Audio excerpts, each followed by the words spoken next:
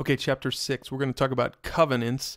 The truth that the authors are trying to put across in this chapter is that all through the Bible, God pursues people in covenant. It's about relationship, and it is initiated by Him. This is their main point when they're talking about the covenants in the Bible. Now, they say when the Bible speaks of God's covenant with people, it is explaining how our relationship with God is made by His provision and exists by His terms. So He's sovereign and He initiates.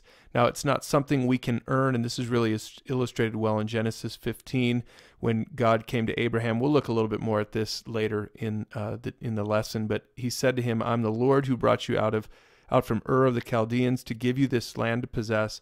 But Abraham said, "O Lord, how am I to know that I shall possess it?" In other words, he's saying, "Prove it to me. I need to know how it's going to happen." And so he did something. God told him to do something that was normal in their culture. He says, bring a heifer and all these sacrifices, cut them up. And then the idea was that two people making a contract would walk in between there and sign the deal in between there.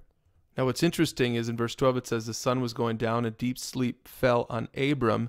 And then later it says, when the sun had gone down, it was dark. A smoking fire pot and a flaming torch, which represented God, passed between those pieces. And it says, on that day, the Lord made a covenant with Abram. The authors are pointing out that Abram slept through this because it's not a contract, it's a covenant. It was God's initiation. It was God's idea. God's the only one who passed through there to actually sign the agreement, so to speak, which is really indicative of how the rest of the Old Testament and New Testament is going to go. And we're going to see that as we continue through here. The point is that the covenant depends on God, not on man, not on Abraham, or not on anyone. You look on the left there, you see we're going to talk about the different covenants, the main covenants in the Bible: Noah, Abraham, Moses, David, and Jesus. So we're going to try to do this quickly, but it's really the best way to tackle this chapter. Split it up into two weeks if you really need to. But for right now, why don't you hit pause, talk about this one, and then in the next video we'll talk about Noah.